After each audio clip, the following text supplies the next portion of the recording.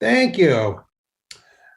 Good evening, everyone. As a preliminary matter, this is Irfan Nasrullah, Select Board Chair. Permit me to confirm that all members and persons anticipated on the agenda are present and can hear me. Members, when I call your name, please respond in the affirmative. Amy Ritterbush, Present. Brendan Tedstone. Not here yet. Mary Jo Lafreniere, Present. Muriel Kramer. I saw her. She's muted. You're muted, Muriel.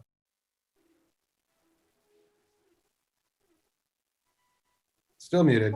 Yeah, sorry about that. Too many windows Hi. open. Muriel No Gold worries. present. Apologize. Better you than me. Staff, when I call your name, please respond in the affirmative. Norman Kamalu, Here. Elaine Lazarus. Here. Through the chair, Mr. Tedstone is here. Oh, excellent. Good evening. This open meeting of the Hopkinton Select Board is being conducted remotely pursuant to Section 20 of Chapter 20 of the Acts of 2021. At this time, the Select Board will consider entering into executive session. I request a motion to enter into executive session, A, pursuant to Massachusetts General Law, Chapter 30A, Section 21A, Purpose 3, to consider litigation strategy with respect to the collective bargaining relative to the DPW, police, fire, and library unions, because an open meeting may have a detrimental effect on the negotiating position of the board. B, to approve the executive session meeting minutes of January 25th, 2022. C, to allow Norman Kamalu and Elaine Lazarus to participate. And D, to reconvene an open session at the conclusion of the executive session. So moved. Second. Second. Okay, we're going to take a roll call vote. Amy Ritterbush, Amy Ritterbush, yes. Brendan Tedstone, Yes, Tedstone. Mary Jo Lafreniere, Yes, Mary Jo Lafreniere.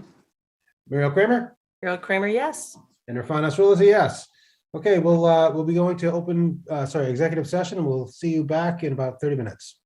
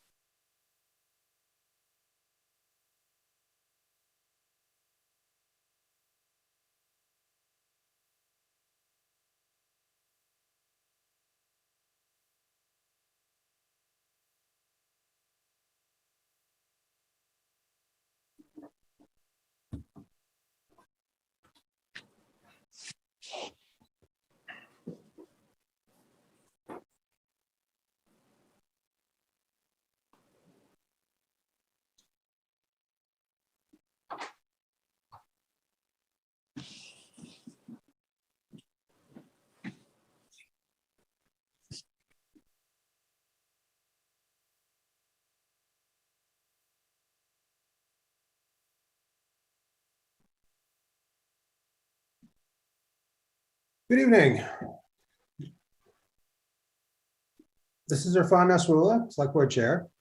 Permit me to confirm that all members and persons anticipated on the agenda are present and can hear me. Members, when I call your name, please respond in the affirmative. Amy Ritterbush, Amy Ritterbush here. Brendan Tedstone, Tedstone, yes. Mary Jo Lafreniere, Muriel Kramer. They were both muted, I think. Yeah, well, we have a quorum based on the 3 yeses. 3 present. Yeah. I'm here. Yes. All right, anticipated speakers on the agenda. Please respond in the affirmative if you're here. Sean McAuliffe. All right. Good evening. This open meeting of the Hopkinton Select Board is being conducted remotely pursuant to Section 20 of Chapter 20 of the Acts of 2021. For this meeting, the Select Board is convening by video conference via Zoom, as posted on the town's website, identifying how the public may join. Additionally, this meeting may also be broadcast by HCAM through one or many of its channels or platforms. Please note that this meeting is being recorded and that some attendees are participating via video conference. Accordingly, please be aware that others may be able to see you, and take care not to screen share your computer. Anything that you broadcast may be captured by the recording. Each vote taken in this meeting will be conducted by a roll call vote. All supporting materials that have been provided to members of this body are available on the town's website via the web meeting calendar, unless otherwise noted. The public is encouraged to follow along using the posted agenda unless I note otherwise. We're now turning to the first item on the agenda. Before we do so, permit me to cover some ground rules for effective and clear conduct of our business and to ensure accurate meeting minutes.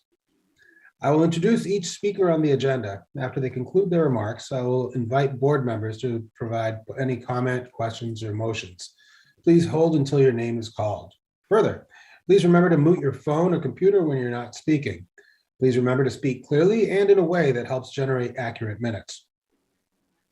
For any response, please wait until the chair yields the floor to you and state your name before speaking.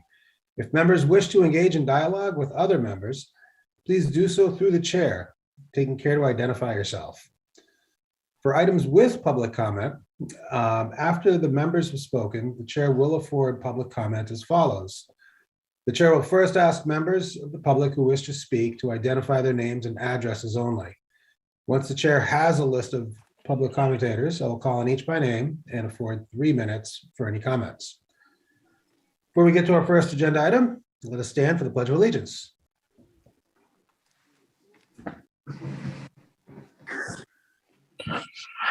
Pledge allegiance To the flag of the United States of America, to the republic republic for which it stands, one nation, under God, indivisible, with liberty and justice for all. And justice for all.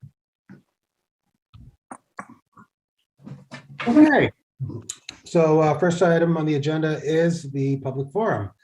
Is there any member of the public who wishes to speak? If so, please use the raise hand feature of Zoom, and when called upon, identify yourself by name and address first. Let's see, do we have any hands raised?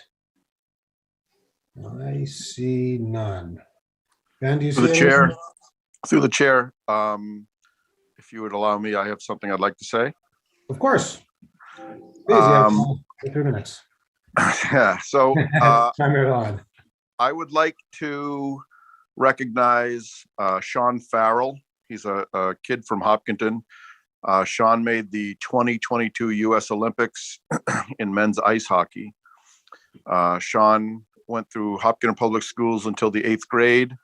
9th grade, he went over to St. Mark's, played hockey there. 10th and 11th grade, he made the U.S. national team, which is a very exclusive team to make. So he spent his 10th and 11th grade out in Ann Arbor, Michigan, practicing with the U.S. national team. 12th grade, he went over to the Chicago Steel in the USHL, where he was the player of the year. He's now at Harvard. He played with the Junior Bruins from age 6 through age 13. Through age 13. At age 13, he made the Junior Bruins 16U team, which is unheard of, even on a subpar organization. And the Junior Bruins, if anybody follows hockey, is one of the most respected junior programs, at least New England, if not nationwide.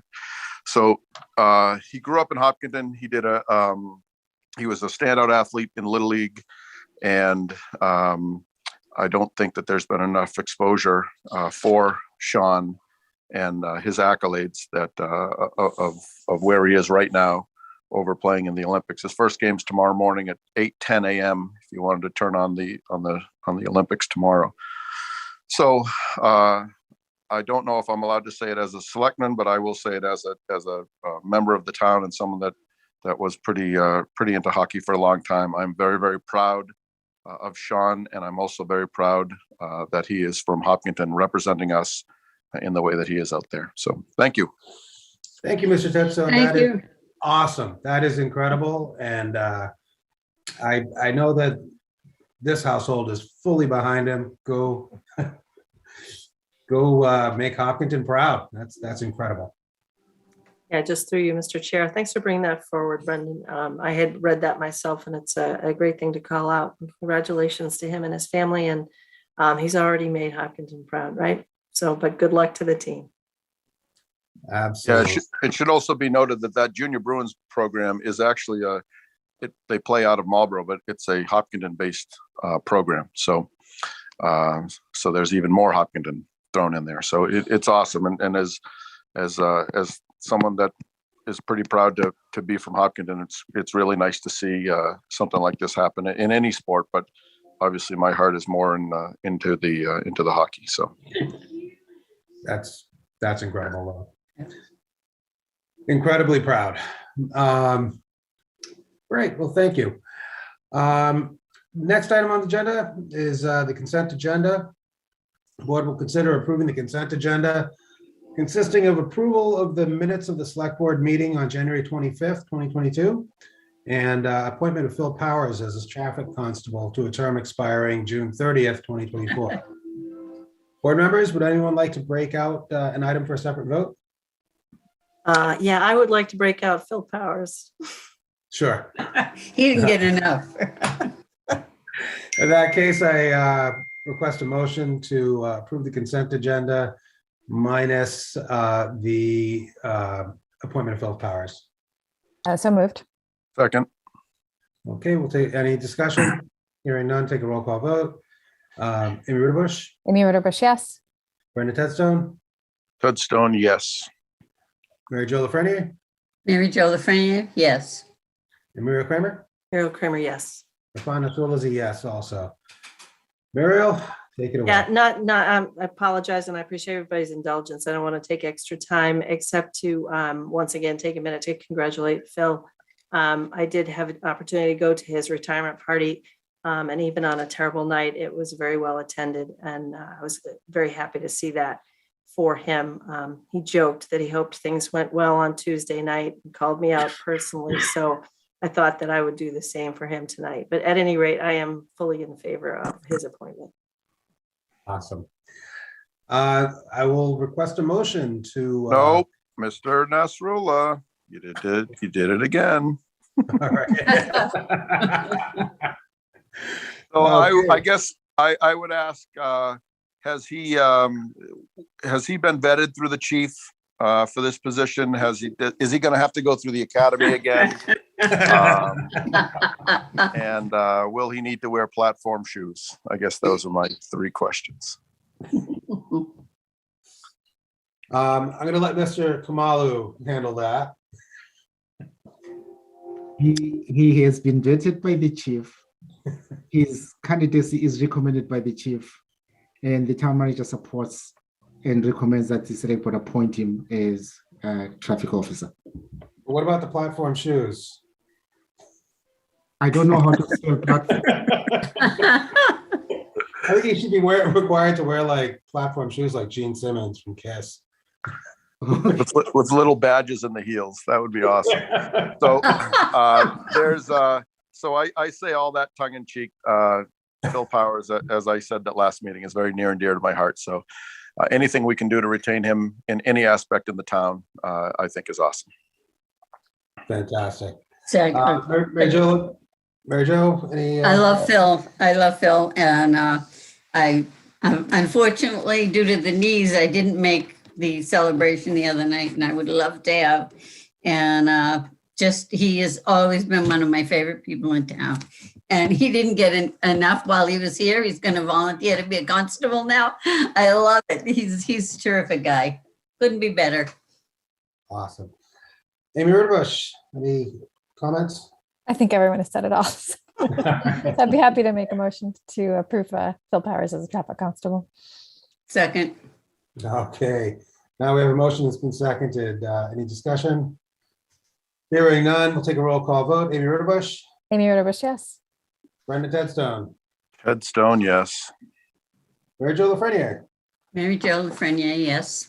Muriel Kramer, Harold Kramer, yes. and Irfan Nasrullah is a yes as well. Moving on, the 2022 annual town meeting.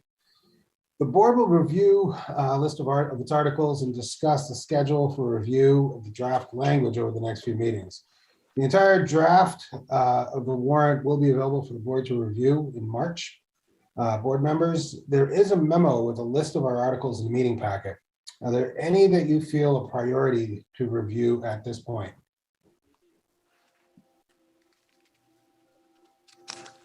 Anyone? Did you have a chance to look at it? I'm just reading through it again. Hold on. In fact, Mr. Chair, if it's okay with the board, I would suggest that the board sends its recommendations to us by next Tuesday. Oh, sorry, by this Thursday. By this Thursday, recommendation on priorities. Yep. Prioritization. Okay. Board Yeah, members, Mr. you all Chair. clear that? Can I just ask a question? So the process is we have this list of 14. It's actually. Is there more? Is there a second second page, page? Yeah, okay. And you would like us, oh yeah, yep. You would like us to tell you what we think our priority, like the top 5 or rank choice them, or what's the process that is most helpful? What kind of feedback are you looking for from us? Yeah, our goal is to allow the board to review each of the articles in detail in the next 4 meetings. So what may be helpful is for the board to prioritize all those articles listed and distribute them within the 4 meeting window. The idea here being, if we know the list and we have to invite other people from outside, we'll be able to give them advance warning to do so. So if I could, through the chair, are you looking for kind of like what we think might be hot topics or might bring up a lot of questions to discuss those first, so that if we need to do more research, you'll do that? Okay. Correct. So do you want us to just email you then which ones we think those might be? Yes, please. Okay. Okay, so I would suggest that we do it as in groupings of 4, because we're going to be having 4 meetings where we're discussing them, right? So if we could say, okay, first meeting, we want to hit these, these and so on and so forth. Will that work for you, Mr. Kamalo? That will work perfectly. All right. So we have some more homework. Yes, and at the same time, Amy, that will come along with, and here are the ones that are important based on questions that may come up. Okay. So board members, you all good with that? Yeah, Yeah, Okay. thank you. Thank you. thank you. Yeah, good too. All right, the next item on our agenda is the FY 2023 Consolidated Budget Submission. Town manager will submit the consolidated FY 23 budget to the select board, and the board will discuss the budget provisions and the process going forward. School committee and appropriation committee members have been invited to attend this meeting. Mr. Quallen. Through the chair, let me take this opportunity to thank our volunteer board members, department staff, for working very hard in helping us assemble the FY23 comprehensive budget. Without their dedication, their effort, as well as contributions, this would not have been possible. I also want to mention specifically members of the public who have taken their time to call our office and offer suggestions. Those suggestions and questions and comments have been well received. And thus, in your packet, we included the revised budgets accounting for the changes that were forced upon the community by Eversource appeal of its assessment. Thinking of tonight, I went back and forth in my discussions with the finance team on a theme that we could attach to the proposed comprehensive budget, and we settled on growth with equity. And you will hear that announced, elaborated on throughout my presentation. The revised $105 million general fund budget that I'm presenting to you tonight strengthens Community Hopkinston's resilience, provides new resources to address community growth and to improve equity and inclusion. And it presents a fiscally sound path forward.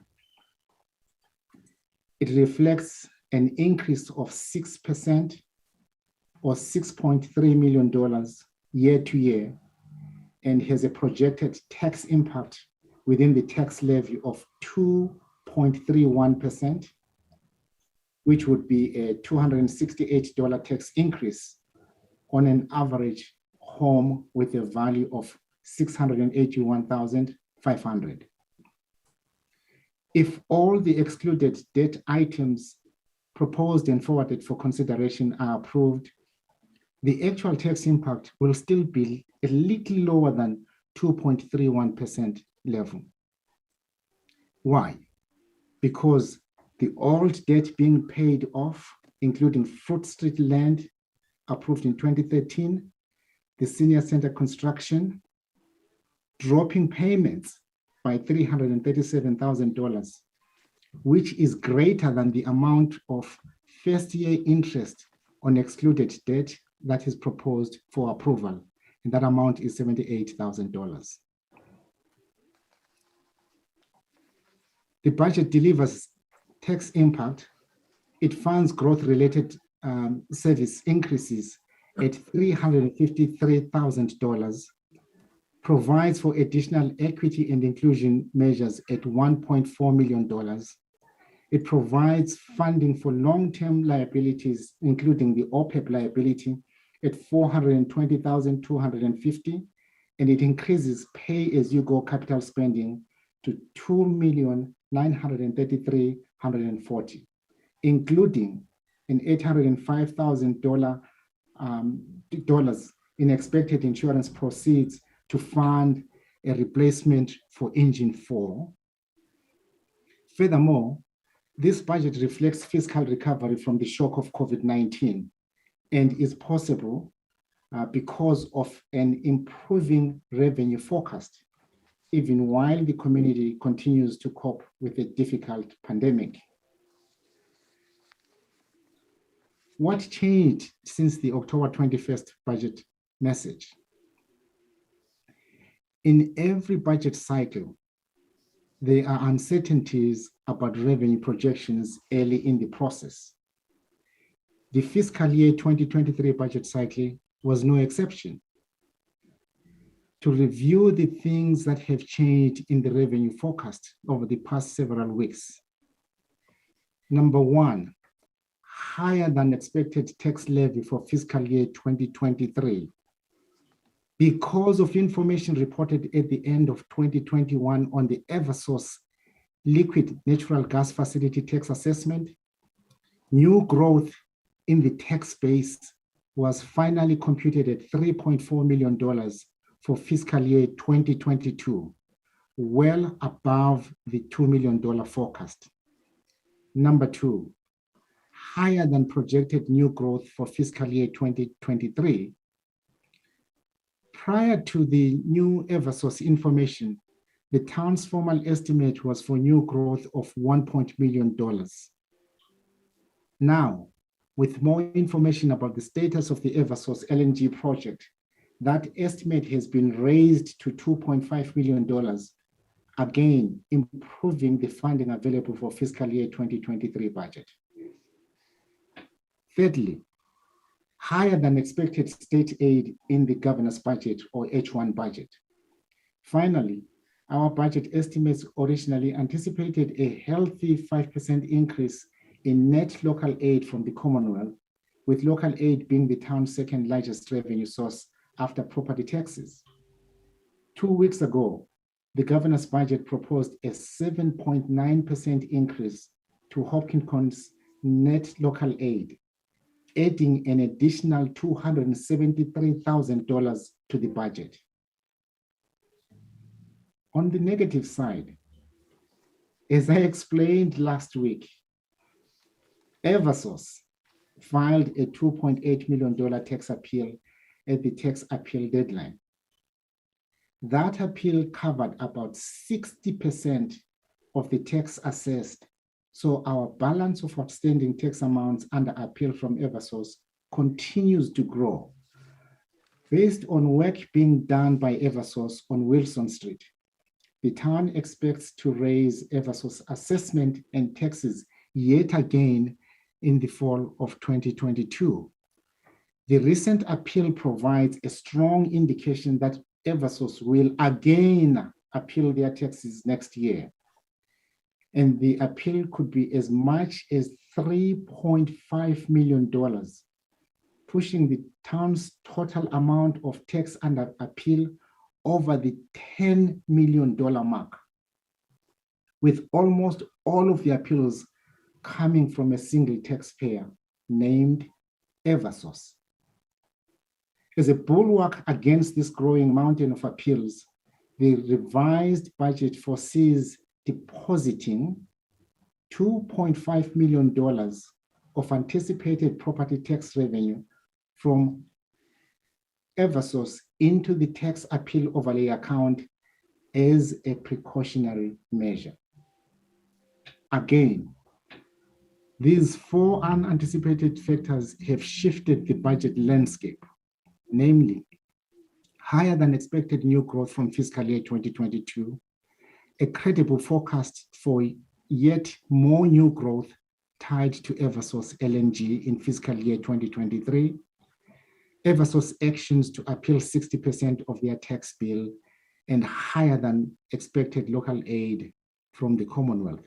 We are hoping that as the Commonwealth's budget goes through the Senate and the House, that Hopkinton's share of local aid will continue to increase. None of these factors were known when the budget guidance was issued back in October last year. Working with the finance team in this evolving situation, we carefully reviewed all budget requests in the context of this changing revenue picture. Tonight's revision, driven by Eversource appeal, makes $1.5 million in adjustments to the plan that was delivered for last week's meeting.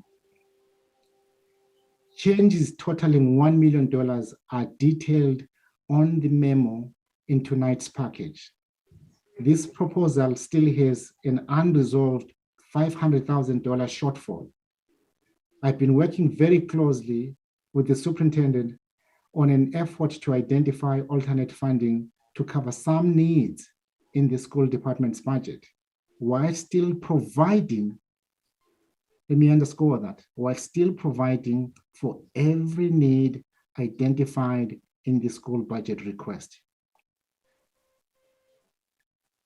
I'm hoping that we will soon have an update for you in the coming weeks in relation to this issue. The changes proposed in tonight's budget preserve the most critical service elements of the budget, although with some delays or reductions compared to the plan developed before the last round of the Eversource tax appeals. The revised budget proposal does the following things. It sustains current service levels.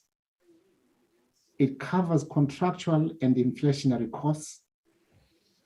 It supports emerging needs linked to the town's focus on growth, diversity, equity, inclusion, and belonging by expanding services for at-risk constituencies of the community, including including high-need special education students, an increasingly diverse user base at the Hopkinton Public Library, and outreach programs operated by Senior Services, Youth and Family Services, and the Hopkinton Police Department.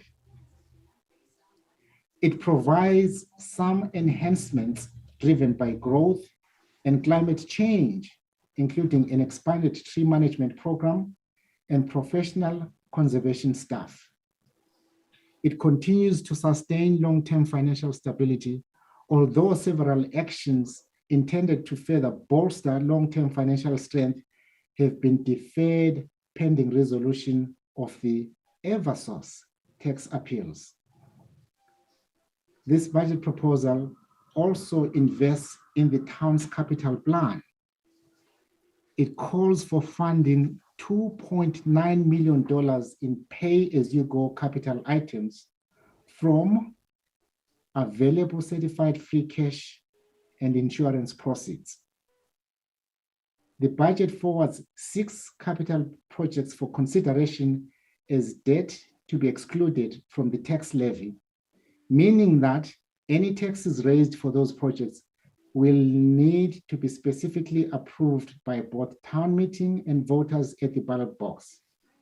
And those taxes will only be in place temporarily until the projects are paid off. Before concluding, I would like to ask our Chief Financial Officer, Tim O'Leary, to briefly cover how this proposed budget reflects risk awareness by covering some key budget assumptions, as well as the long-term financial outlook of the town. Because the question is always asked, we are proposing a budget in 1 year, what does that budget mean for the long-term health of the town? And so with your permission, Mr. Chair, Tim O'Leary.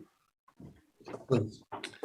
Good evening, Mr. Chairman and members. Mr. Khumalo asked me to speak about some of the rigor in the process used to develop the FY23 budget and about some long-term issues. The finance team really carefully evaluated these revenue estimates you've been hearing about, especially the sensitivity of these estimates to changes in revenue. Property tax, of course, is our largest source of revenue for the general fund, amounting to 82% of all the money that supports general fund activities.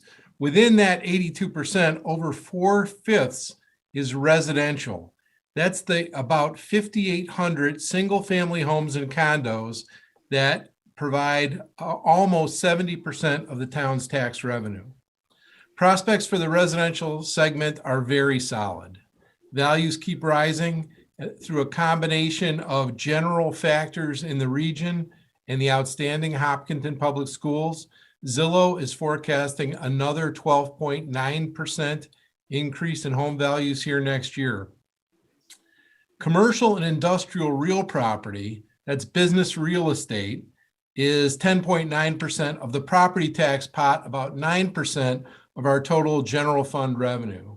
At the classification hearing last fall, we covered the top 10 commercial and industrial properties. And just for real property, not counting the business personal property, that equipment asset part, Dell remains our top taxpayer with a value of about $149 million. That one value is 3.1% of all of our property value. So we have some risk tied to Dell, but the property seems to have many substitute uses that would mitigate the long-term risk to us of a possible Dell reduction here. So that piece is actually in quite good shape. Eversource, of course, is our other large property owner. They're very tightly locked to their site. Unlikely they can pick up and move that facility. That reduces the risk of revenue loss, although with their pattern of tax appeals, their tax revenue is a blessing that comes with a bit of a curse. Moving on to taxable business personal property, those assets within the business buildings. That's the other big piece of the tax picture. We have about 300 of those accounts totaling 299 million in value. But Eversource LNG alone accounts for 40% of that, with a $1.9 million personal property tax bill. If you add in the other Eversource assets owned by NSTAR Electric and Gas, that number rises to 72%. So Eversource is the holder of 72% of our taxable business personal property. Because of Eversource's appeals, the budget reflects a planned $2.5 million overlay contribution. And it reflects the expectation that Eversource's next tax appeal, next February 1st, probably at the last minute again, could be $3.5 million on a tax bill that we initially forecast to be about $5.8 million. We expect that when that happens, our unresolved appeals will top the $10 million mark, virtually all from Eversource. By that time, with the actions planned tonight, we should have an overlay balance of about $6.3 million. We're confident that the town will prevail in all or a large majority of those appeals, but it's going to take time and money for us to resolve those, a lot of money and probably a lot of time. As new appeals get added and old appeals move up in the queue and get resolved, we'll continue to assess and engage about what the prudent levels are in the overlay account. All that said, even with our situation with Eversource, property tax is in very good shape for us. Our next highest revenue source is local aid from the Commonwealth. As Mr. Khumalo noted, the governor's budget called for net local aid of 9.7 million, which is up from 9 million in FY22. We've been planning on a 5% increase in that. Right now, it's targeted at least at 7.9, and of course, could go up further in the legislative branch. As with property tax, longer-term prospects for the state and state aid look very good. State revenues for FY22 through December, so that's the first half of the year, were up 25% from FY21, and they're up 13% above a pre-pandemic baseline that they had established as a multi-year planning factor. So really good news and a strong signal of recovery. It seems most of Massachusetts is poised for a strong and quick V-shaped recovery from COVID, which is more favorable than what we'd been planning for. Next big source for us of revenue is motor vehicle excise tax, which has grown steadily over the past 10 years. However, excise tax stalled in FY21 during the pandemic. It was down slightly, less than 1%, but it had been trending up year after year after year. Last week, the town received the first set of data from the Registry of Motor Vehicles, and it showed a good rebound, even with the supply chain issues affecting inventory. Because of this, and this last round of budget updates, the FY23 excise tax picture has improved enough that we were able to increase our estimate of local receipts somewhat. While the FY23 revenue situation is the immediate concern, we should also briefly cover a few long-term issues. First, financial reserves. In COVID, we learned many lessons, and one was the practical value of stabilization reserves. We ultimately didn't have to use them, but having them in the planning phases of the budget prevented us from taking some very dramatic and harmful actions that other towns took, including layoffs and service interruptions. So just the very existence of reserves that we never tapped benefited us in that respect. Town policy sets a target for reserves at 5% of the operating budget, and the policy identifies reserves as both the Stabilization Reserve Trust Fund and unallocated free cash. So in last week's proposed budget, we wanted to add $250,000 to the stabilization, and that would have edged us over the 5% mark. Without it, we are just under the 5% mark at 4.95%. And that's one of the adjustments that was made in this budget, backing off on the planned contribution to stabilization to pop us over that 5% mark. I would still call this a very good situation coming off the pandemic. We were hoping for an excellent outcome there.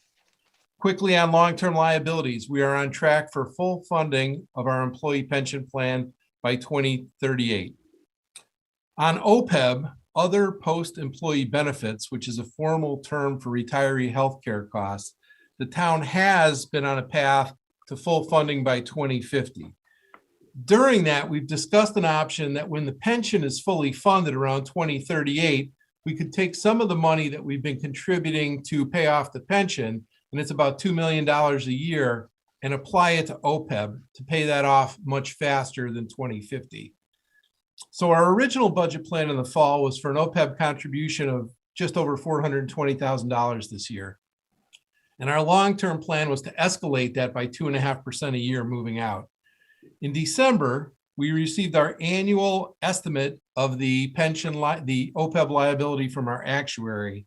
And we're very surprised to find that through a number of factors, the estimated liability has risen from 27 million to 40 million. So a very substantial increase. You will be getting a separate briefing on that in the coming weeks, and you will learn about the power of compound interest and how a small change in the expected inflation in healthcare can accrue to millions of dollars over the decades horizon for this plan. But for tonight's purpose, last week's budget proposed raising the OPEB to just over $620,000 to immediately get us on plane to respond to that change. With Eversource's latest appeal and with our requirement to tie up $2.5 million in what's essentially another reserve account, tonight's plan reverts to the $420,000 level, and we will be back with a plan to get OPEB back on track in the near future. Another factor I'd like to talk about is contractual cost inflation much above 2.5%. We've had a wave of new growth revenue from legacy farms that's allowed budgets to grow faster than 2.5%. The Eversource recapitalization would provide a couple more years of that right away if we were not putting so much of the new growth into the overlay. It's still helping us somewhat. But as we've said in past budget years, when new growth slows, it's going to be difficult to meet built-in cost increases far above 2.5%. 2.5% might be workable in periods of very low inflation, but those of us here who remember the 70s, 80s, or 90s, and especially those of us who owned homes then or got mortgages then, understand that 2.5% escalation in high inflationary periods is very problematic. So that's something on our horizon. In terms of our long-term debt, our current debt in all funds is $103 million. We're at 41% of our debt ceiling, which is statutorily set by the Commonwealth. Our 5-year capital plan includes some pretty robust spending. It's in enclosure 6 of your package. And if everything in there were done, it would add $90 million between now and 2027. And that is before a number for the MWRA connection has been included. And of course, anything that is borrowed for the utilities is borrowed as a general obligation bond of the community to obtain the lowest possible rate, and that goes against our debt ceiling. It's worth noting that beyond the 5-year horizon, the schools are projecting another $46 million in need in FY29. So we're going to be deploying a long-range view to chart the debt against the debt ceiling over this longer time horizon. We've had charts in the Appropriation Committee report that have looked at the existing debt and how it tails off. What we haven't really done before is integrated how the capital plans lay onto that and what they portend for our future. So that's something we'll be deploying very soon.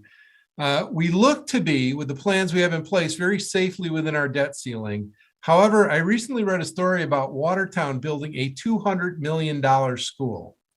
And a single project on that scale would push us above and beyond our debt ceiling. So I know we're seeing cost escalations everywhere, and looking at that long-term capital plan is going to be increasingly important. Briefly, the water enterprise, we're going to be facing layers of new costs that will have to be passed on to users. The MWRA connection, for one, and the purchase of water from the Quabbin instead of the cheap production of well water will add costs. Of course, if we can buy down some of that cost growth with state or federal dollars for the infrastructure, that will help. But under any scenario, this is looking like a significant issue for the town. To summarize, our long-term position is very good, and it would be outstanding if Eversource would stop appealing its legitimately charged taxes. Tax collections continue to be excellent, except for Eversource. Our revenue stability is excellent, and with Eversource, it's still very good. Stabilization reserves are very good to excellent, but could ideally be boosted a little to capture full credit from the rating agencies by bumping those amounts up a little more. We're making very good progress on funding the pension liability, and we need a course adjustment to get back on track with OPEB. We have a substantial list of identified capital projects that will have significant tax impact, but they're achievable if the voters want them as excluded debt and seem to be tracking within the town's debt limit. So I will just stop reading the paper about other school construction. Finally, with regard to the value of our improving budget process, I think it's very clear that the town is weighing risks and opportunities in a structured way through the strategic planning process. And I think what you've seen from the department heads and heard from Mr. Khumalo and me tonight is that we are budgeting in a proactive way, responding to those risks and opportunities that have been identified in the strategic planning process to the benefit of the community. So thanks to everybody who has helped get us to this point.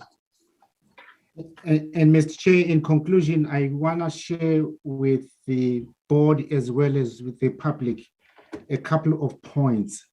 The first one being that, as we saw last week, when the unexpected happens, we're always looking for the best way to evidence and demonstrate community resilience.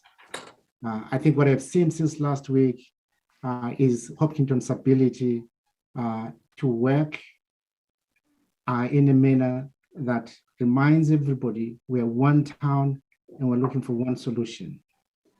I have seen in the past days the oneness of our work and the preciousness of collaboration. I've been pleasantly hearing the following words: we, us, ours, together. Alongside that, I also want to talk briefly about where we are in terms of our budget process and how it has developed over the years. As Tim said, our budgeting is done in a manner that is proactive. We're always trying to identify risks and opportunities for the benefit and to the advantage of this community. However, it needs to be said that a fair amount of the work that needs to be done putting this budget together is mechanical. A great deal of the decisions along the way is explained in terms of some level of objectivity. What I'm also realizing is that against that background, where we see objectivity, we need to think long and hard about acknowledging that objectivity, by definition, contains traces of subjectivity. What therefore that means is that we need to elevate, first and foremost, self-criticism. We need to facilitate and encourage skepticism, rigor, and contestation on the part of the residents that we serve.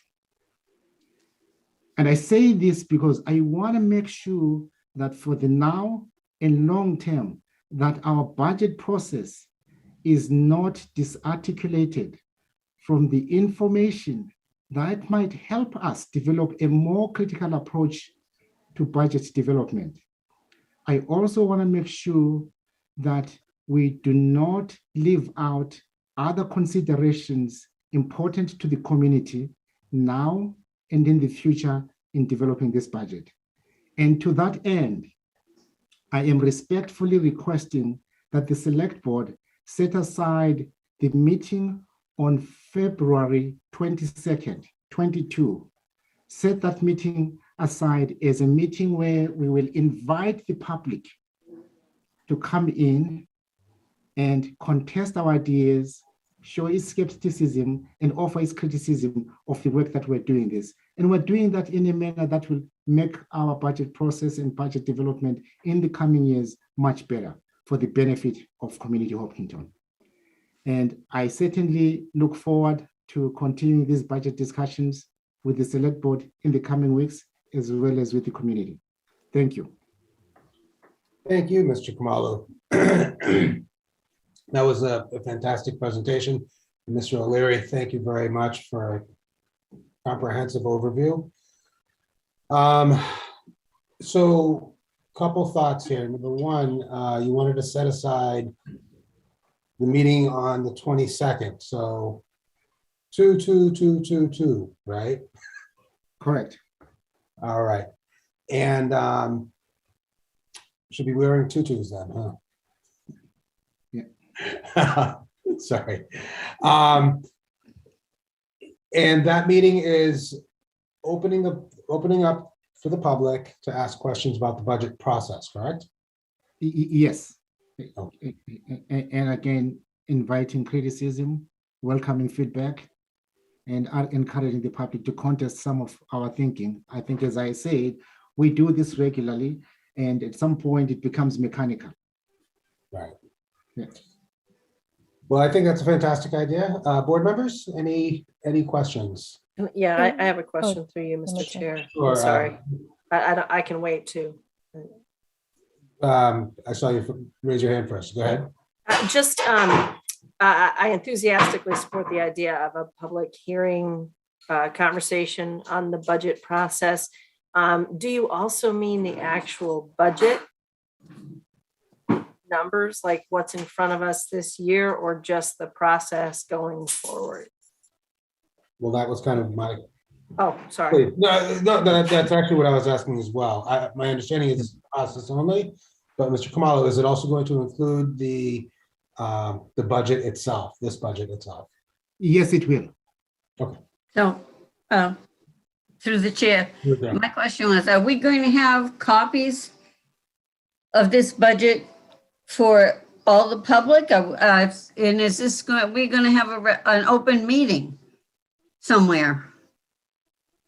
I know with COVID, it's difficult, but doing this Zoom wise is going to be very difficult, I think.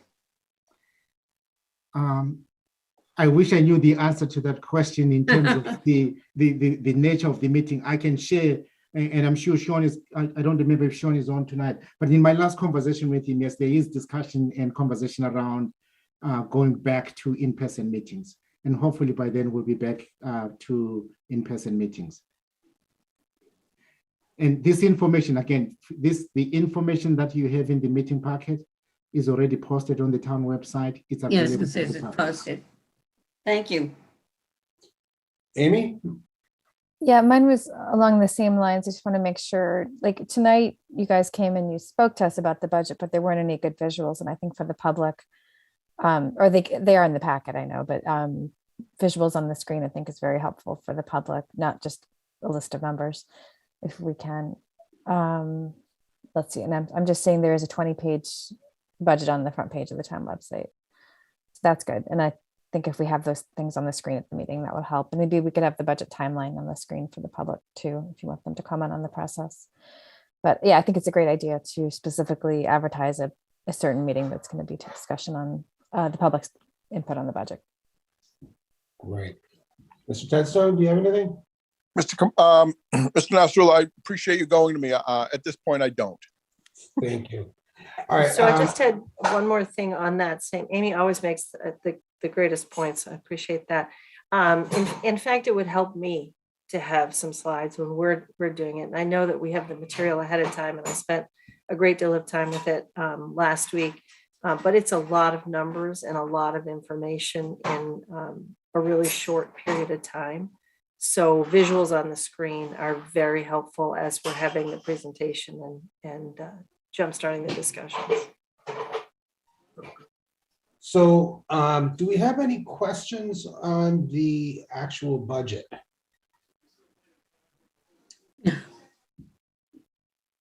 So, I guess I did have one, but sure, go ahead, Amy. so I guess, so you noted that you have to find 1.5 million to cut for the moment till we get the Eversource appeal settled. So, and you've been able to cut about $1 million. So we're still working on a $500,000 cut somewhere, right? So I just want to point that out for the public. And then I think that might have been and then the budget forecast, I was noticing for the center school reuse, the only thing in the 5-year plan was the $100,000 for a design. And it seems like if there's going to be any center school reuse, it would probably be more than that in the next 5 years. Yes, through the chair, I'll answer the center school question first. In fact, my understanding is that the Permanent Building Committee is issuing an RFI this week. That RFI will identify perhaps the need for an RFP process going forward. That RFP process in turn will identify any of the funding requirements that will then be built into the town's capital plan. In terms of the $1.5 million budget issue that was triggered by the Eversource appeal, we did not cut the budgets. What we did was we identified alternate funding sources to cover that 1.5. To date, we've identified $1 million of that 1.5. We are continuing our discussions to close the $500,000 gap. That would be another slide that would be great for the public to have the difference between the two and how you're able to make it work out. Yeah, it would be. Absolutely, visuals always help. Yeah, in fact, on that point, the memo that went into the packet has a table right at on page 1, and that table identifies how we go to the $1 million. And Yeah, yes, I saw it, but I don't know if anyone else did. Yeah, we'll convert that to a single table and put it online. So I think in terms of the February 22nd meeting, I guess it's unclear at this point as to whether or not we're going to be live or in person, right?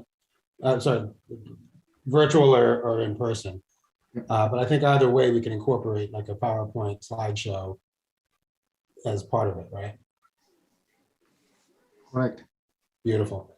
Through the Yeah. chair, I just have a quick question. That night of the 22nd is the week of school vacation. And I don't know if historically we've really had a lot of meetings on that week. I know that I'm going to be away, so I can zoom in on it. But, you know, we're having meetings every single week in February. Is there a reason why we can't put everything off, put that off till the 29th, or I'm sorry, the 1st, and push our first meeting off to the 8th or something like that? I mean, I don't think it's unreasonable to think that, you know, that we can enjoy a week of vacation without having to deal with town stuff on our school vacation week, where historically we haven't had meetings during those holidays. Thank you for bringing that to our attention. I think he makes a good point, especially with us wanting attendance. Yeah, here's the challenge. The select board will now be bumping against its deadline for passing the budget to the appropriations committee. That's one. The second piece is we were trying to balance receiving the information ahead of the time when the select board finalizes its recommended budget that goes to the appropriations committee. We also thought about holding the meeting much earlier. However, that went against giving the public sufficient notice. So it's a balancing act. If the board wants to really hold this much earlier, there's the option to do so. If you want to hold it the week after, then the board will not have sufficient time to integrate that information into your recommendation to the Appropriations Committee. And Elaine, if you have the calendar in front, the deadline for forwarding, for the select board to forward the budget to the Appropriations Committee is March 15th, March 15th. Yeah. Yeah. I see the dilemma. How much notice, is there a requirement for how much notice that we need to give? There's really no set notice because we're not talking of a public hearing. This is a listening session. It's a public meeting. So, I could go either way on the 22nd or the 29th. People could be having family plans, I guess, the week of February break. Okay. And if we don't have to submit it to appropriations till the 15th, that does seem like it might be enough time. yeah, that's what I'm thinking. Because again, I mean, the idea is we're inviting self-criticism and we want attendance. We want to hear what people have to say. And if they're all away that week,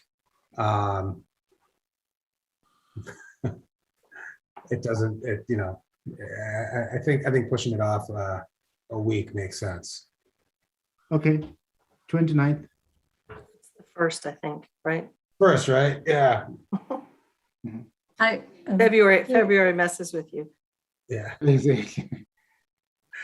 So, okay, so I also had a question No. for Mr. Kamalo on the, Get over here. Oops, on sorry. the, My dog. on the, so Eversource is appealing every year, right? How frequently do these, how long, what is the average life of an appeal? Okay, that's what I was going to talk about. I think that people ought to know what Eversource is doing besides appealing. I mean, they did lose their first 3 cases, which was now quite a few years ago, and the town won. But now they've been putting them every year. But when they get to go to ATB, their attorneys put it off and put it off and put it off. And they don't have to hear the cases every year. It's really up to the appellate tax board. It would be nice if the appellate tax board heard all the cases every year and then they were ended for the town. But Eversource already has other extending cases from the past still out there. And it's just, they have been, this is another one, like filing at the very last minute.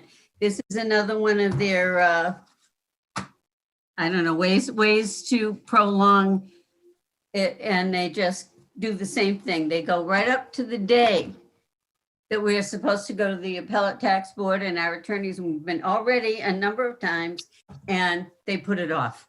They come up with an excuse why they can't be there and whatnot, and they put it off.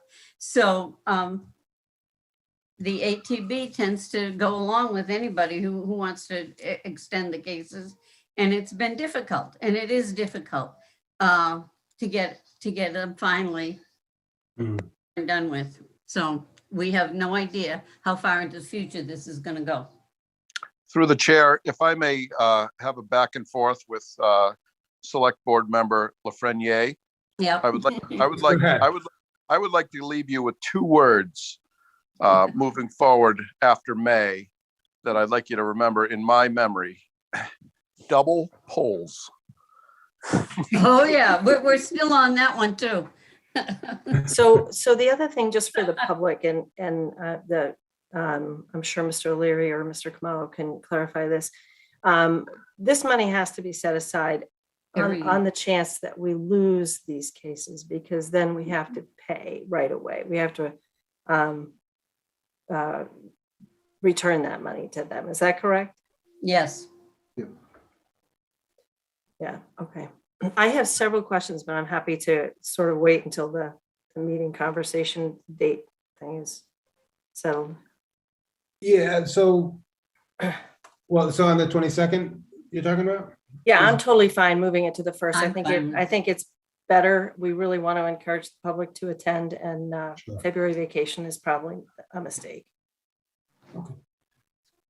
Well, I'm also not opposed to having 2 meetings next week if there's enough time for Mr. Kamala to do that. If we're running against a clock, then maybe we have our Tuesday meeting next week and then we throw a Thursday meeting in as well. I just don't want to have another meeting, a meeting on the week of vacation. Well, I think that's reasonable. And I don't really want to have 2 meetings next week. As much as I love everybody here, you know, it's a lot sometimes. That's Of course. I'm okay with 2 meetings next week as well. Do a Tuesday and Thursday. We have historic district Thursday. Let me check. Well, are you a liaison to the historic district or are you a member of the historic district? I'm a member. All right, well, Okay. I know that when I was on a lot of the stuff with the school committee, with the schools, whether it's the building committee or reentry committee, that we had a lot of meetings, same time that the selectmen met. So I had to make a decision on which one I was going to, so. Okay, so it turns out historic district is on the Wednesday that week, next week, it's not Thursday. Okay. I can also be cooperative and meet twice next week, as much as I really would rather not. It's So- not my first choice, but Yeah.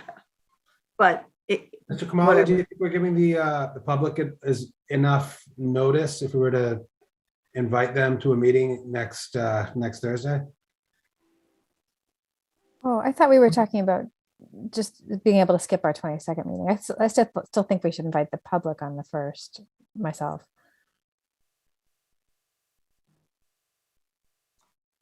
Mr. Chair. My thought, okay, go ahead, Mr. Kamala. No, go ahead. No, so yeah, I mean, my thought was to invite the public on the 17th. As basically moving the meeting on the 22nd up to the 17th. That was my thought. That was my thought as well, assuming that we could accommodate all the balls that were in the air as far as letting the public know, potentially having an in-person meeting, et cetera. I don't know. I'm just trying to figure out, my suggestion of the 17th was not put towards us. It was put to Mr. Kamalo to see if that would be advantageous for us to have it more on the 17th or on the 1st. But I think the school committee meets on the 17th, and if we needed someone from the schools to come answer questions, because they're more than, half the budget, that would be hard.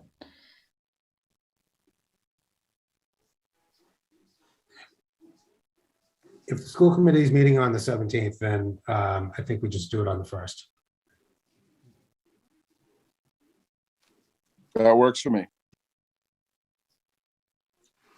No good? Yeah, that will All work. right. Therefore, what this means is, Mr. Chair, through you, what this means is that the board will meet on the 15th and then on the 1st. Correct. All right. All right, fantastic. Thank you so much for the budget presentation, Ms. Kramer. I have several questions on the budget, actually. Go ahead. And in terms of presentation for the 1st, I would really like to sort of expand on Amy's idea and make sure that we have sort of a complete financial picture. I would like some discussion on the debt and the debt load expected.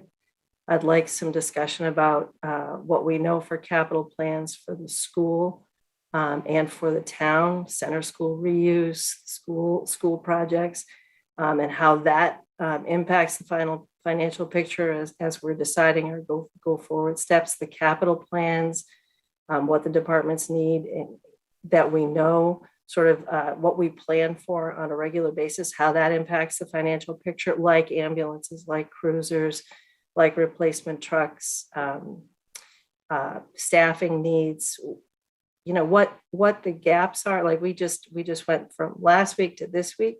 We successfully, right, took $1 million off. I would make the point, the growth in our budget didn't cut anything. We just limited the growth in our budget. And I think that that we also need to have sort of a philosophical discussion about what it means when we have available funds like free cash and like new growth dollars. We very quickly, we just talked about $105 million budget and I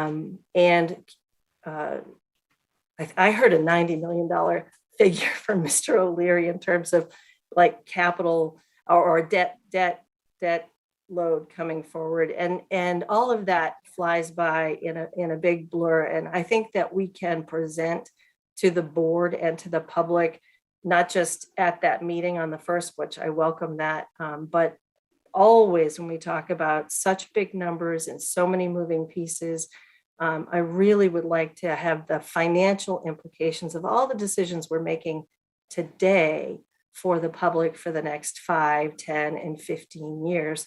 That we're, what does it mean that we are at 41% of our debt ceiling? I mean, I know what 41% means, but what does that actually mean in terms of financial health and well-being? And how should we be measuring our decisions today to confront that reality and make sure perhaps it should not go any higher? 41% seems pretty substantial. Or what does that mean exactly? So I would also like to entertain a conversation about sort of really the philosophy of spending and allocating sort of every available dollar. We also heard Mr. O'Leary pretty quickly, but succinctly say that we can't always count on those new growth dollars. So what do we do today to plan to build our budget going forward so that we are not in a position of sort of over expanding our budget just because in 2022 we have that money to spend? Does that make sense as I'm laying that out? Yeah, definitely. Mr. Kamalu? Yes, I think those are very good points. And in fact, part of the reason we structured tonight's discussion the way we did was to at least set the tone for this type of conversation. Yeah, thank you for that. Remind me what our budget message was in October. 3.25%. Is what we asked everybody to hold themselves to? Yes. Yeah, at no point did we, that I remember, have a conversation. And I think that if our outlook changes as we're going through the budget process, maybe it's just me, but I would like to have those conversations as a select board member, but also in front of the public so that now that we're looking at, I'm sorry, I have all kinds of notes, a 6% increase, right? That's dramatically different than what we talked about in October, the expectation that we set. And if that's what we need to do, I think that we need to have those conversations so we understand how that happens. I really like the way that, Mr. Kamala, that you laid it out earlier when you started it, like, trying to be equitable, right? And sort of one town, one solution, making sure we grow or we constrain our growth equitably across departments. I want to make sure that we are really thinking long and hard about the vibrancy of all downtown departments, right? As we go forward too. And I think, and I think that kind of I'm sure I'm not the only one, but that kind of presentation, I think, gives the public an opportunity to exchange with the information. The budget is so big with so many moving pieces. That's what I would like to focus on, is how can we present this so that people actually feel like they can raise their hand and ask questions that are meaningful and really dig in and understand. These are big numbers. I know that it's a balanced budget and we're being responsible as we go forward, but I also know that people struggle to keep pace. And we want to make sure that, part of our growth, equity, inclusion, and belonging piece is that Hopkinton is a town that people can afford to stay in and people can afford to move into. And that's the affordability question is a little bit crazy in the market that we face today. But I want to make sure we're thinking about all of those implications and those things. And And I know that, for example, the Fruit Street debt is coming off and the senior center debt is coming off, but those are 20-year debts, right? And it isn't necessarily, for me, philosophically, the right thing to do to just backfill that available borrowing, right? There may be an opportunity to actually start to bring those numbers back down to more manageable numbers. And I want to make sure that the public has an opportunity to really, really swing in this and really weigh in on this and understand what it means to us this year, but also as we build out in the future years. So. Those are excellent points, Mariel. Thank you for bringing that up. The only other question I would have is specifically for the schools. Thank you, Mr. Chair. When we do this conversation, I have a personal struggle with fees, and I think that they are suddenly really high. And I just want to understand what the fees are for students to participate in athletics, what they are to take advantage of bus transportation, and how those revolving accounts, what the health of them is, how they're used. I would expect that there isn't a big balance in them because the fees are only supposed to cover what is needed for the service, that kind of thing. And I think that that's just a piece of the financial picture and would be good for everybody to see. Thank you. Thank you. So, Mr. Khumalo, I think Ms. Kramer raises some excellent points, and would we be able to address those at that March 1st meeting? We will plan to. Fantastic. All right. Anyone else with the on the budget? Okay. So we can move on to the next budget. The next agenda item. Well, do we want comment from the schools or appropriations since we invited them here? Yeah. Thank you. Ben, can you kind of liven them up? And I want to open this to Ms. Kavanaugh, if anyone has any comments. Thank you, Mr. Nasrullah. Sure, I can just comment very briefly. We in the school department understand that you have a significant and unanticipated shortfall due to a tax appeal. So we are in keeping with the spirit of that unity of one town. We are absolutely committed to collaborating with the community, with all of you, and in helping you to close this gap. We wanted to also extend thanks for the establishment of the Special Education Reserve Fund. I think that's going to be very helpful, and I think that that's something that really does speak to the unity in our community. These are some of our neediest learners, so thank you for that. Mrs. Rothermick, the school committee, and the school department, we're prepared to roll up our sleeves and get this job done, and we look forward to our next meeting together when we can present a budget to the community that explains what has changed in the last month. Or week, I should say. Awesome. Thank you. And anyone on the school committee or appropriations committee that would like to comment? So I don't have any questions, but just want to thank you for inviting us. Just for clarification, would you like us to be at that March 1st meeting? Oh, yeah. I think it'd be wonderful if you can. Yeah. And we will post for that and get as many of us there as we're able. So thank you. I don't know if anybody has anything because I can't see everybody. Mike. Yeah. Mike, I see you have your hand raised. Yes, thank you.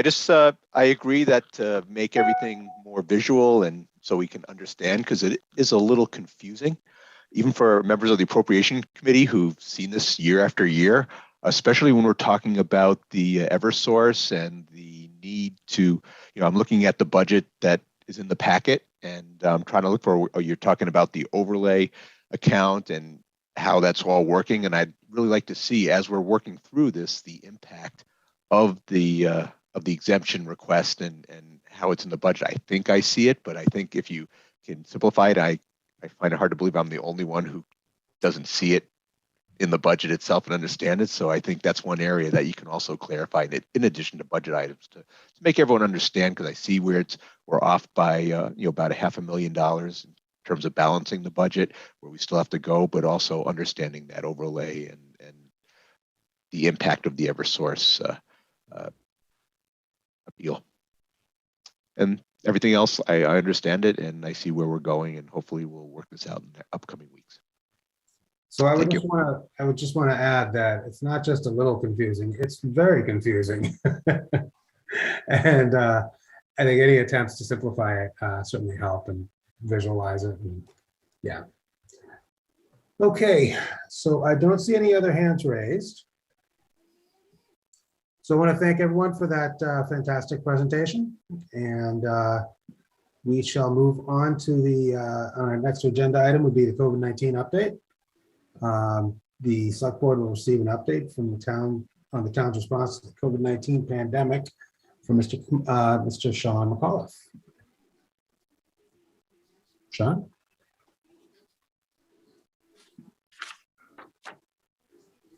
Is Sean here? Yep. Yeah. Hi, Sean. Hello, good evening. Through the chair, thank you for inviting me. I'll keep this brief and on a more positive side. So consistent with what has been reported in the news, the Hopkinton Health Department is pleased to report that our metrics continue to improve. The Mass DPH reports that 60 Hopkinton residents have contracted COVID in the last 7 days. We're aware of about another 20 that have tested positive through home tests. These numbers are a vast improvement over what we had seen during the month of January. 20 of the 60 that have tested positive are in the are school age. So we're still seeing roughly 30 to 40% by week in that school-aged cohort. We're happy to report that we're seeing very few in the 60-plus age group. They've been continuing to utilize barriers, and we've had a lot of success in that group. The DPH reports that our 14-day positivity rate has dropped to 12.35. That's from as high as 21.24 on the 13th of January and 22.19 on the 20th of January. So again, we're definitely moving in the right direction. And then consistent with, the discussion earlier, I believe we're moving at a rate that would allow us to discontinue a mask requirement in the municipal buildings, and that would allow in place meetings moving forward. We want to see what happens on Thursday. The DPH reports our numbers each Thursday at 5. So we'll be reporting Friday morning to the town manager and the emergency management group, and then we can act accordingly as we receive the reports. Both the CDC and the DPH report us in the high risk rating for community transmission. Our data from last Thursday has Hopkinton at 105 cases per 100,000. The cutoff for the high risk rating is at 100 cases per 100,000. So we're just over that limit. But again, we believe that we will be down in that moderate risk rating or low risk rating come Thursday. Note that when both the municipal buildings and the high school were without face coverings back in November, our positivity rate was at 1.34.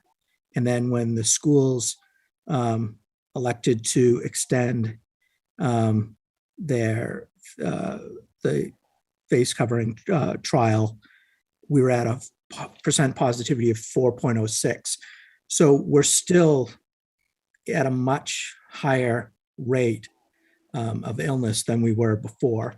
But given the significant number of residents that have contracted COVID, given the fact that our vaccination rates are outstanding, our booster rates continue to improve, I believe we're going to be in a place where, again, we can remove the face covering requirement in the municipal buildings and then move back to in-person meetings.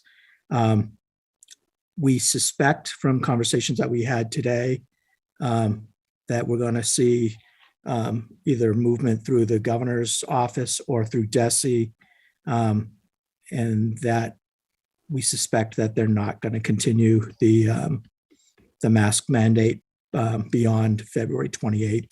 And again, that we'll be working with the school committee and the superintendent's office to evaluate where we stand and where we go from there. All that being said, Omicron is the dominant variant in the community. We actually now have 3 Omicron variants in the community. We have the original BA.1, we have a variant of Omicron BA.11, and we have the stealth variant BA.2. We only have one of the BA.2s in the variant report that I reviewed today. I consulted with the DPH this afternoon. They don't anticipate either of these variants creating any kind of different scenario in the community, and that we should just really consider it Omicron.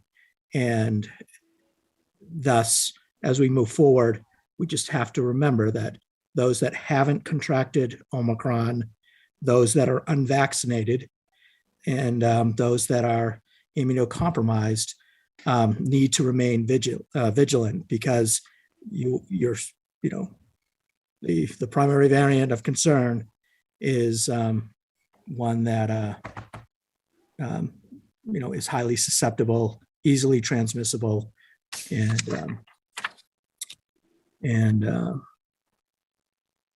so we need to continue to take precautions. Regarding funding, the Metro West Health Foundation has awarded us a total of $68,700 to run local and regional clinics and to support the department's existing COVID capacity needs.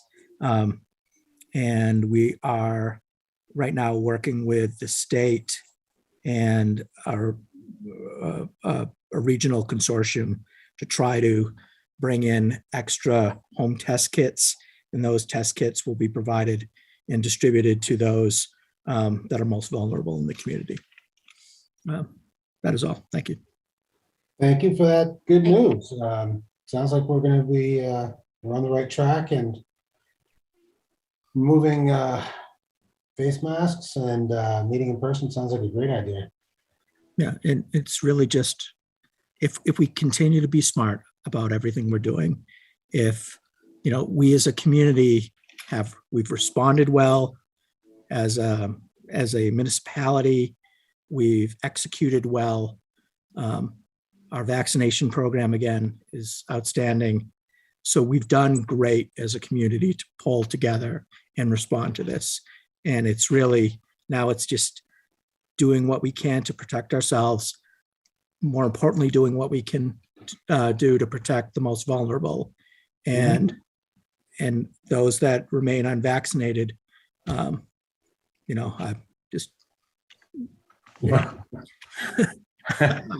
Thank you, John. I appreciate it. And, it goes without saying, we lost a resident in January that was unvaccinated, and it's not, we can't take Omicron for granted.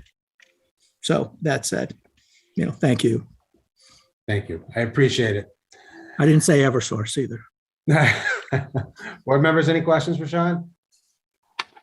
I just had a comment through the chair. It makes me a little nervous that we might be talking about, and I'm asking right after the day after February break. I'm sure you'll watch the numbers and see how it goes, but I'd be a lot more comfortable if we waited 1 week after February break, just to see if people, I'm sure people will get together with family members, may travel.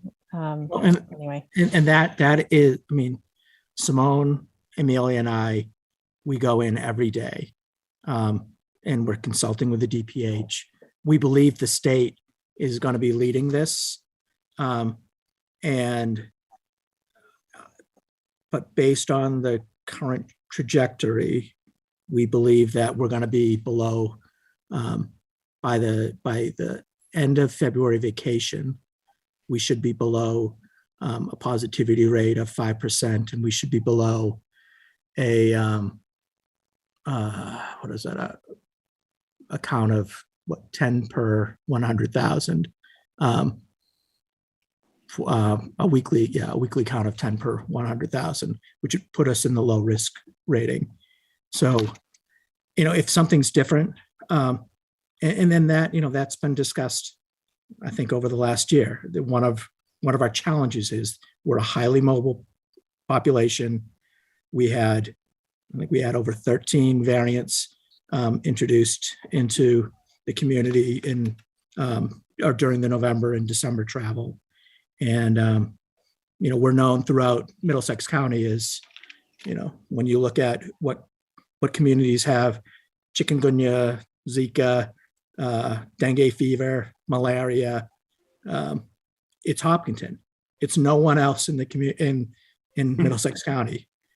It makes for an interesting, job day to day, but Sure. it's that travel. Well, I think that's Amy's point. Just at right? risk. So just be careful, safe, and smart. Excellent. I think Amy's point, just keep an eye on those numbers when we all get back before we meet up, make sure we're safe. Right. All right, thank you. Moving on, next agenda item would be the town manager report. Mr. Kamalo? Yeah, through you, Mr. Chair, as I've been reporting in the past board meetings, we have been in discussions with Lichen Bioscience in relation to a TIF agreement. Included in your packet is a draft TIF agreement, which we're presenting for the first time to the board. We are hoping that the board will set aside some time in your future meetings to review this agreement in much more detail. By way of introduction, it may be helpful for me to share with the public what a TIF is. What is a TIF? It's tax increment financing. It's based on a state statute that allows for an exemption from property as well as personal taxation on all or part of the increased value accrued as a result of a development.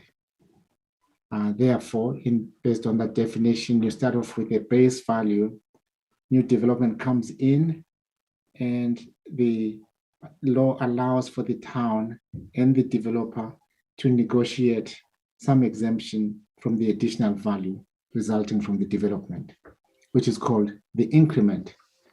The process, as we have seen in the past years, involves initially the discussions that I've been engaged in, then a public presentation to the select board. If the select board is so inclined to approve the TIF, it then goes to town meeting for approval.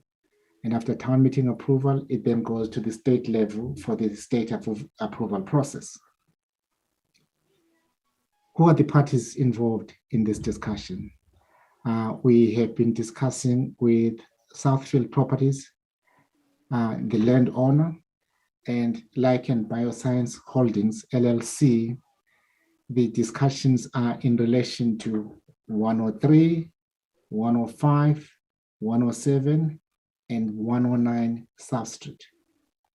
Currently, there are 2 metal buildings on this property. The proposal by Southfield Properties and Lichen Biosciences is to demolish the existing buildings and then construct an estimated 112,141 square feet manufacturing facility with a 54,000 square foot parking area. They also proposed to invest approximately $90 million hard and soft construction costs and approximately $20 million for personal property. They will also, under this plan, create 125 new net permanent full-time jobs over a 5-year period.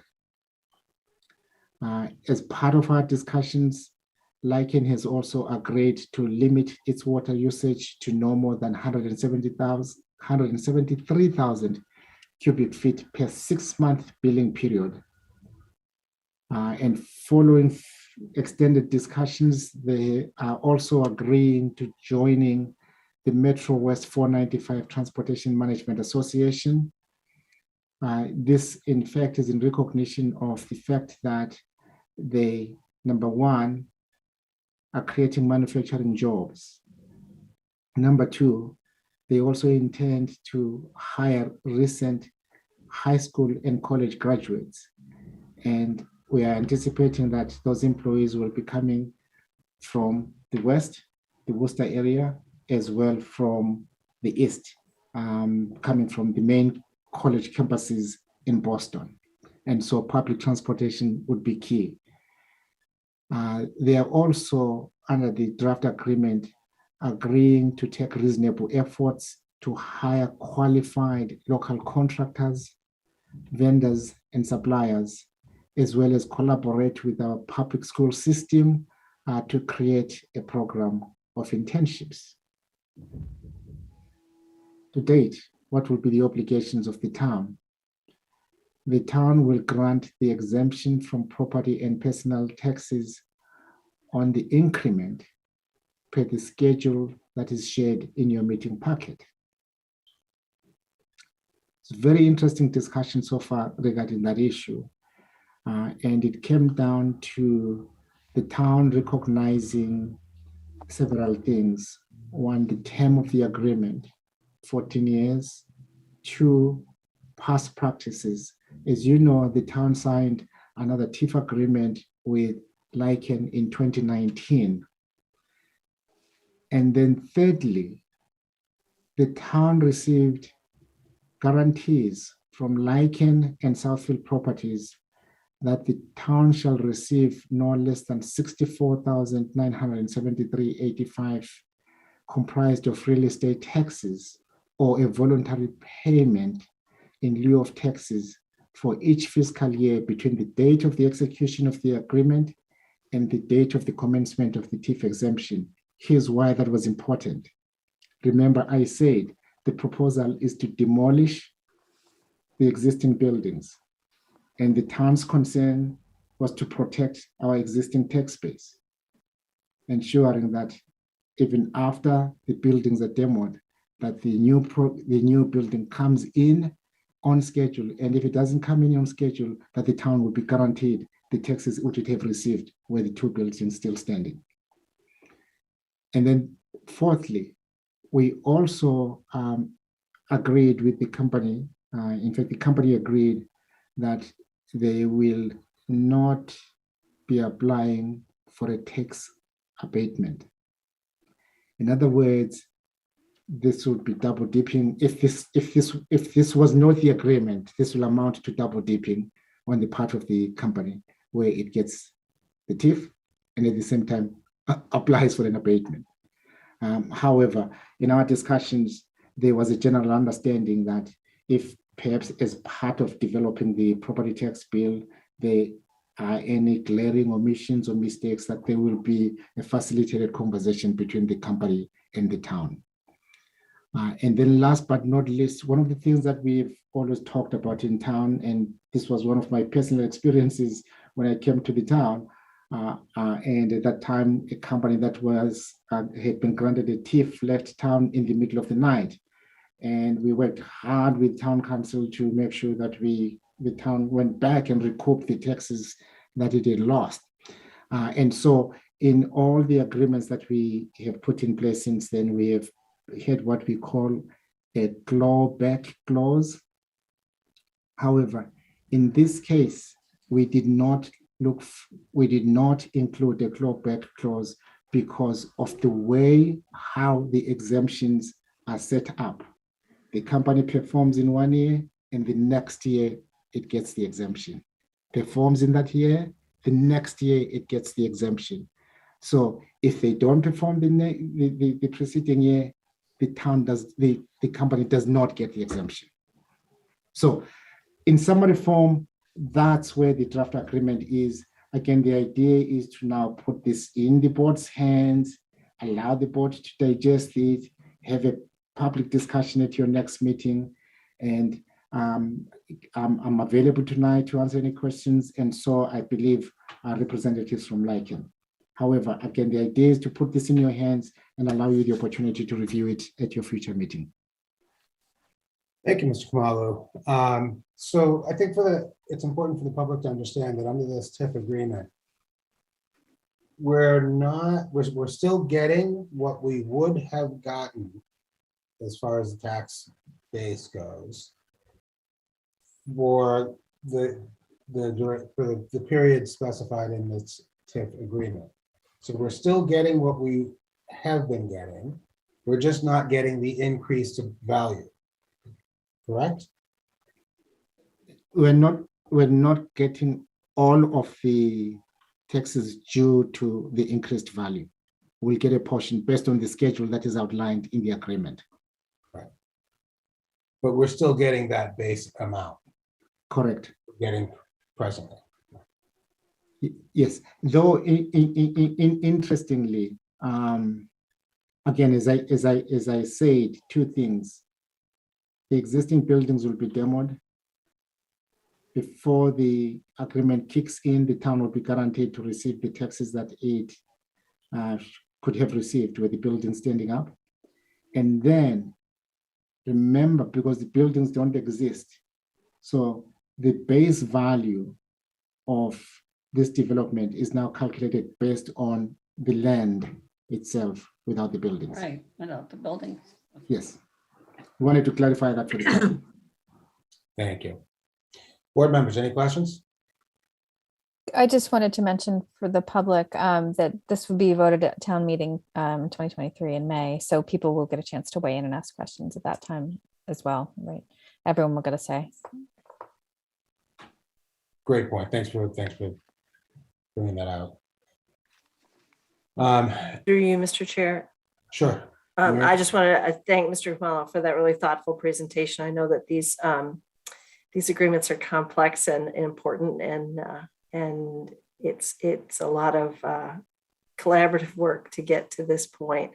I really appreciate the feature whereby they perform and then get the value of, get the benefit the following year. I think that's really thoughtfully done. And I appreciate that from the company as well to agree to that. So I look forward to learning more about it. Great. Well, through the chair, I actually have a question for Linda Gossick if she's there. Hi. Good evening, everyone.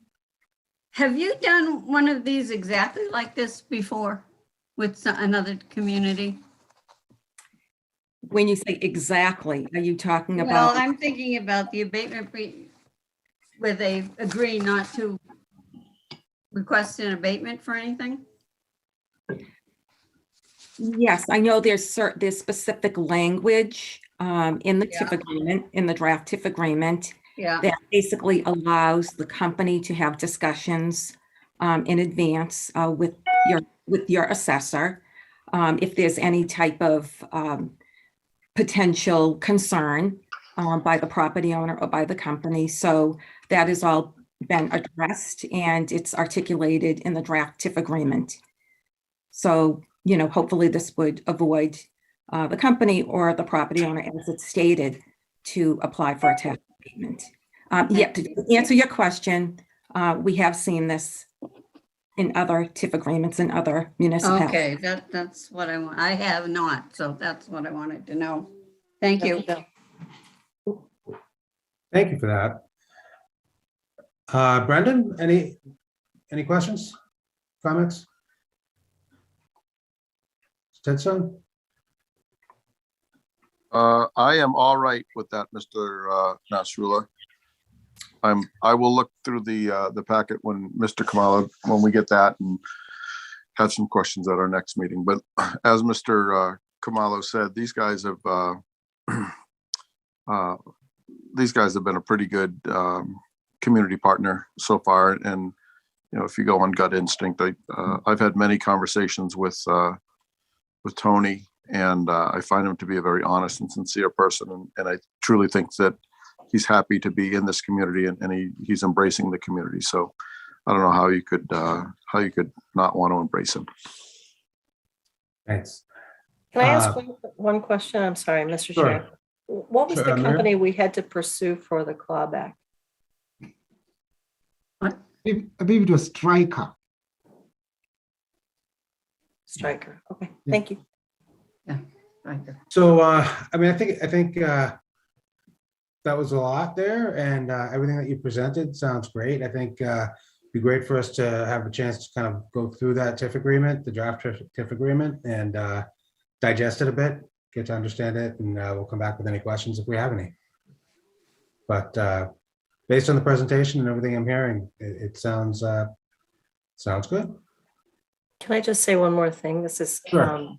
through you, Mr. Chair. This is really exciting to me too, because it's a different kind of work. That it's going to be a big manufacturing facility is pretty exciting in this industry. I'm really excited that they've chosen Hopkinton to hopefully set down roots. So that's awesome. I agree wholeheartedly. Um, Please, Lynn. Yes, I just wanted to say that, this evening, I do notice the Lycan team is present. Patrick Lucy, who's here tonight, he's the president and CEO, as well as Tony Rotuno, who is the founder and executive vice chair of the board of directors. So I know that they're very pleased with all of the productive discussions that have taken place. They're also very pleased that they have their corporate headquarters here in the town of Hopkinton. I think that's so important, and that they're considering to expand again. Again, it's an estimated $90 million project. So as the town manager has eloquently presented, and we do want to thank, it's been a process and going back and forth. And I don't know if Patrick Lucy, if you would, he would perhaps like to just share some words with you. Absolutely, Patrick. Sure. Thank you, Lynn, and thank you to Norman and the negotiating team from the town of Hopkinton. You can rest assured that you had a very strong team on your side of the table. So as Lynn said, there was a lot of work from the team, from Norman's team. They were excellent to negotiate with, and worked hard on behalf of Hopkinton. We're thrilled to have the success we've had to date in Hopkinton. As some of you may know, we are doing an internal expansion right now. We're spending millions of dollars inside the current footprint to double our manufacturing capacity to max out the current footprint. And so business has been very good. And this sector of the industry is exactly right. As Mrs. Kramer pointed out, that this is an incredible part of the biotechnology industry, and it's an incredibly exciting place to be. And so we've had a lot of success in hiring and growing the company, still trying to grow as many as we can. We've got many openings of the company and the team. We look forward to answering questions from you folks as well as the town But and we do commit to being a good corporate citizen in the town as well. We have to date, and we love to work with the town and with interns, both at the college level and the high school level. And we're eager to continue to do that. Well, we certainly appreciate everything you've done, and I think we can all say that we look forward to continuing our relationship. Sounds great. Thank you. Thank you. Norman, anything else in the town manager report? Nothing else other than to say it's also been a very exciting challenge working with a team from Lycan. They've been very professional, very responsive. When we've asked for meetings on an urgent basis, they've been very forthcoming. When we've asked for information, they've been willing to collaborate, and I look forward to continue those discussions on behalf of the board and the community with Lycan. Fantastic. Thank you. Thank you, Lynn. Okay, so moving forward, I guess liaison reports. Does anyone have any liaison reports? I have none. None. No. I don't either. Okay. Future board agenda items? Oh, you know what? I did see, I'm sorry, and I haven't even looked at it, but just to say this from the planning board, their sidewalk survey, I did see that came through email. So if people are interested, definitely take a walk through their report. And I may have mischaracterized it too simply as a sidewalk survey. It's more comprehensive than that. I hope I'm not going to get any rotten tomatoes thrown at me. But anyway, they did a substantial piece of work about concerning walkability in town. So I'm looking forward to looking at that. The best way to put it is non-vehicular traffic. Oh, there you go. Everything but cars and connectivity. I think it's, I started looking through it, and it seems pretty comprehensive, and they put a lot of work into it. So I think planning board for that. And it sounded like Gary was hoping to get on our agenda and maybe later in March to go over it in case we had questions. Right, exactly. Can we invite the planning board to one of our meetings? In fact, Mr. Chair, we've been in communication with the chair of the planning board, and we will work towards scheduling him before the select board. And I also want to take this opportunity to thank the planning board for putting together that report. Very well done, professionally done, and contains very helpful information. Absolutely, absolutely. Future board agenda items. Anyone have anything? We got a full one coming up, so. Right. All right. Well, Amy? I just want to, I'm sorry. I just want to say really quickly, I know it's a big undertaking to think about having a community conversation on our really big budget. I am really appreciative that Mr. Kamala brought that idea forward and that we're going to be doing that, and that the board supported that.